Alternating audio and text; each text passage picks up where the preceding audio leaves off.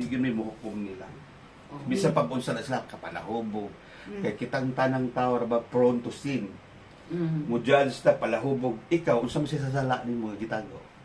Ano bitaw? Nakita na to ang tao nga bati kay batasan. Ikaw ka. Di ba? Mo pointa nila ba niya mo balik din tulo sa Tomas grabe pa gani. Mo nang eksakto gyud Biblia ayaw gyud paghukom. Kay unsa katas ang imong paghukom sa katao, mao sa na ang katas sa sukod pagagamiton sa Ginoo during the judgment of Jesus Christ. Mo na nga gugma gyud ba kalino pag sinabtanay. Mo na nga kami ay naku, ako simbahan sa unan, gubuta lagi. Gubot pas lukot. Simbahan ako sa Manila, kaya nag-link mo ko sa Manila. Ni-link mo ko dito, ni connection ba. Limang katugulas property na pusik na pinusilay mga pastor. Nakaan ako, abi na ko sa Ginoo ni kay maayo kay mo sister, brother. Ang puan di ka brother. Ayaw ka balaka na imong problema. Pre-over na yun. Pre-over na po, pastor. In the name of Jesus Christ, I command every infirmities out! Kita sang giapuan, hilak-hila ka ta. Giigo atong emosyon. Pero after, for so many years na ikaw member na si Bana, Bulsa po yung ikay, dili kay bulsa, targiton pa ka sa mga chismis. Pagparihar kita na. Wherever you go. Munang importante nga, Kami. punta na to si Jesus diri. Uli na lang mis Katoliko ay. Di, ang na po ko. Di ba Christian man mo? Yun sa mga po ninyo pagkuan nga nahibalik po nahingarin mo Katolik. Nindot ka na pumunta daw ha. Prayer, Ato nang prayer, pagod. prayer. Ako, sa Korea pa ko, nagpago ito, serve ko 5 katuig. Ito, this is the turning point why I embraced the Catholic. Domingo to, sa Tadlaw, nagputaw ko sa akong hamba, inner suit. Tugnaw mo kayo sa among lugar ba? Di pa sa diri init. Tugnaw kayo sa Korea. Karoon, mag-ice na rin ito, kay snow kayo siguro. So, na-warm na, sulot ko. Nakatulog mo ko. Pagkatulog yun ako, sister, kay kita mo kung hayag, binana ba? Puti kayo.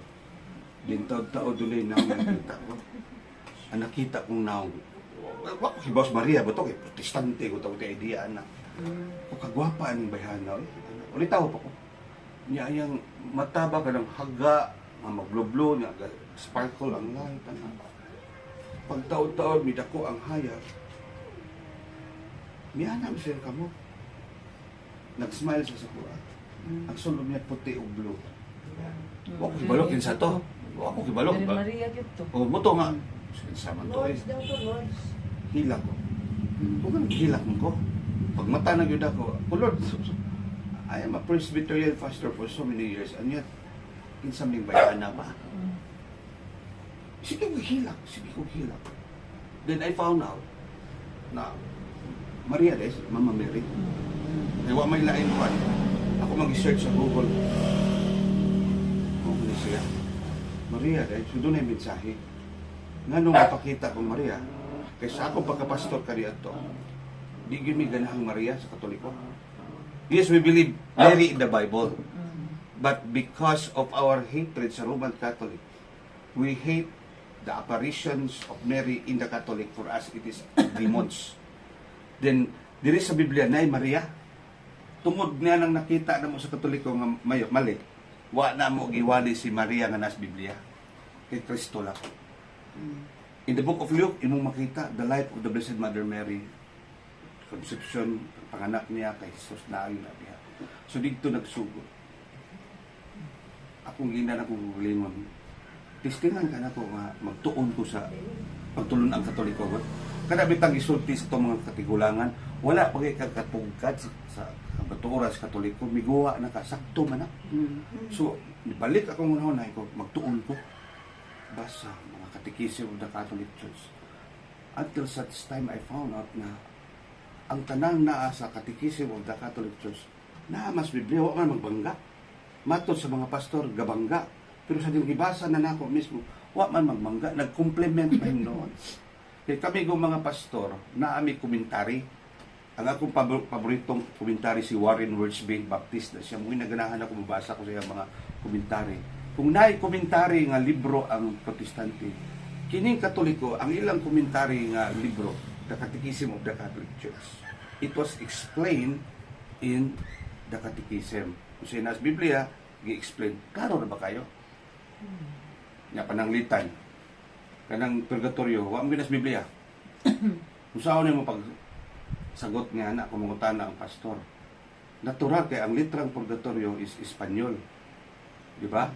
Kita mahilig mo tag Espanyol, di ba? Chinilas, caldero, arenola, kasirola, plato, caldero, 1, 2, 3, 4. Mahilig yun tas Kastila. Muna nga, sa 1 Peter chapter 3, verse 18 to 19. Kung basahon na ni mo das Binsaya or English, ang nakabutang niya, cleansing. That the soul, ang mga kalag nga nakulong sa panahon ni Noah, ginaog ni Jesus sa diyang namatay siya, pinaagi siyang pulong, nalimpyuhan sila paghuman gidala sa langit. Logically, kung gamito na itong utok, unsa man itong lugar nga giadto ni Jesus Christ sa diyang napako siya sa cross.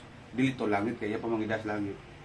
Dili sa to imperno, ay labag man na sa kautosan, di man sa matong imperno, may ang presensya dito. Unsa man itong lugar nga na-purify siya ang word. Muna mo come up ang pagtulong ng purgatorio. Karon, basahon na to ang Biblia sa Espanyol sa 1 Peter chapter 3 verse 18 to 19. Na may gibutang dito, ang basahon nimo, "I almas espiritus por la cárcel el purgatorio." May purgatorio sa Espanyol ba? Pero ang English, limpyuhanan. Purification. Sa English, purification. Sa atong Bisaya, limpyuhanan. Or, is purify ba? Pero kung basahan mo sa Espanyol, klaro kayo. Las espíritus y almas por la cárcel el purgatorio.